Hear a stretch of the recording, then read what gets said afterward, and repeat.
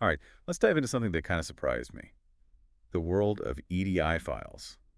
You know how we always think, plain text must be safe, right? Well, get ready for a reality check. Yeah, it's like appearances can be deceiving. EDI files, they look like harmless text, Yeah.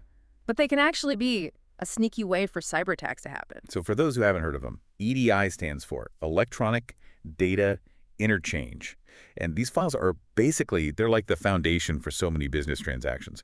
Purchase orders, invoices, all those critical things, the stuff that companies need to exchange quickly and accurately. Yeah. And to make sure everyone's on the same page, they use standard formats like ANSI 12, Edifact, or Tradicoms. Right, and because these files are they're instructions for computers to process data, they need to be machine readable, which is why plain text is it's the format they use. But that doesn't mean they're safe. Yeah, and the article we're looking at, it points out three main risks, and the first one really caught my attention. Disguised executables. Have you almost been tricked by something like that? Oh yeah, it happens more often than you'd think. Hackers use our assumptions about file types. They rename a file to make it look like a text file. It's called a double extension, like invoice.txt.exe. And if your computer hides file extensions, you just see invoice.txt, you click thinking it's just text. Oh, wow. And then boom, you could have malware. That's scary. Makes you think about how easily we can be fooled. Okay, so disguised executables. What about the second risk? Embedded malicious code. This is where things get a bit more technical. It's like a plain text file, but it has hidden scripts or commands. On its own, it seems harmless, but if it's opened with a certain application, it can trigger things you didn't intend, like giving an attacker access or leaking data. It's like a secret message only some programs can decode. Okay, that is unsettling. So even though it looks like plain text, there could be hidden dangers. So that brings us to the third risk. And this one is all about the human element, social engineering. Right. Attackers use our trust, like sending a phishing email, disguised as a legitimate message with what looks like a text file. But clicking a link or opening an attachment could take you to a bad website or download malware. It's like a wolf in sheep's clothing. You think it's harmless, but it's actually a trap. Exactly. And that's why we have to be so careful. It's easy to let your guard down when you're dealing with something that looks as innocent as plain text. But as we've seen, these files can be deceptive. It's amazing, right? Something as simple as a plain text file can be a gateway for cyber attacks. It makes you think about looking beyond the surface. It really does. We've been talking about risks, but what's interesting is how these risks can be worse, depending on what's in the EDI file. Right, the context is important. Like healthcare, you have IPA, very strict about patient data. Imagine an EDI file. Yeah. With medical records getting compromised, it's not just a security breach, it's a high PA violation with serious consequences. So the stakes can be really high. It's not just about the file, but the information inside. What about other industries? Finance, for example. EDI files are used for transactions with huge sums of money.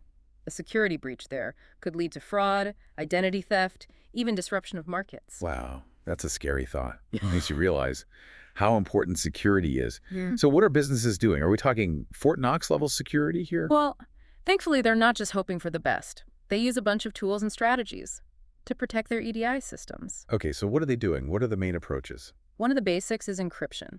It scrambles the data in the file, making it unreadable.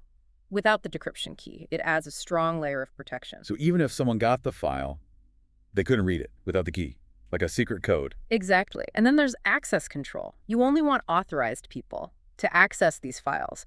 Strong passwords, multi-factor authentication, even biometrics in some cases. Multiple layers of security. Exactly. And another thing, secure file transfer protocols like SFTP and AS2, they provide a safe channel for sending and receiving EDI files. Can you explain those a bit more? Those acronyms might sound confusing. Sure.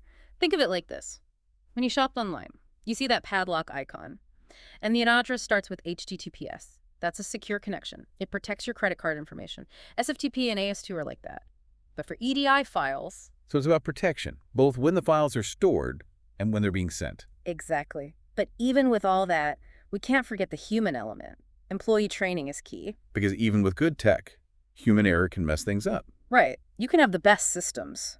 But if someone clicks a phishing link or opens a bad attachment, it's all for nothing. It's like having a great security system, but leaving the front door open. Perfect analogy. Awareness and vigilance are so important. Everyone in an organization needs to understand cybersecurity and how to be safe. They need training to recognize phishing attempts, use good passwords, and report suspicious activity. So strong tech and informed people. Yep.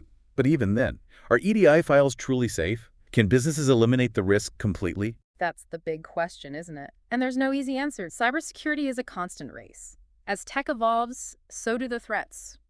But what we can do is implement strategies and stay informed about risks to reduce vulnerability. So it's about managing risk, making it hard for attackers to succeed. Yeah, layering those security measures, a defense-in-depth approach. Okay, we've covered a lot. The types of EDI files, the threats, and how businesses protect themselves. But let's shift gears a bit and talk about what this means for our listeners.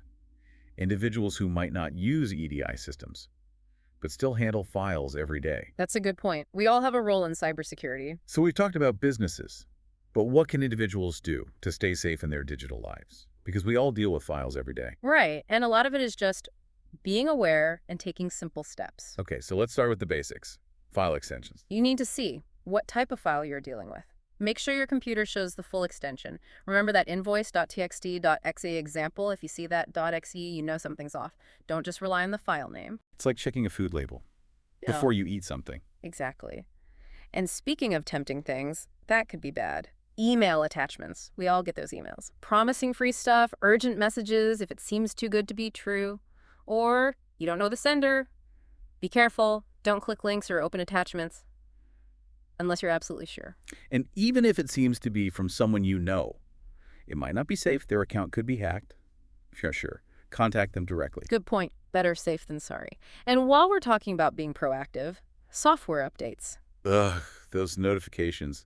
They always pop up at the worst time. I know, but they're important. They often have security patches to fix vulnerabilities, keeping your system updated, your browser, your security software. It's like putting on new armor. Okay, so file extensions, email attachments, updates. And strong passwords, of course. I know it's easy to use the same password, but that's like using one key for your house, your car, everything. If one's compromised, they all are. Use strong, unique passwords. And consider a password manager to keep track of them all. Right, and if a website offers multi-factor authentication, use it. It adds another layer of security. And don't forget common sense. Be careful about suspicious websites. Don't share personal info unless you're sure it's secure. Back up your data. Simple habits make a difference. So it's a mix of tech and good habits. You got it. And you know, this whole conversation about EDI file security, digital risks, it shows how security is changing. It's not just about physical stuff anymore. It's about the digital world, too. Yeah, like we're in this new era where the front lines are digital. Exactly. So here's something to think about. As we rely more on tech, what other hidden risks are there? What seemingly harmless things could be dangerous? That's a great question for our listeners. We've covered a lot today, from EDI files to staying safe online. Remember, knowledge is power. The more you know, the better you can protect yourself. So until next time, stay curious, stay vigilant, and stay safe.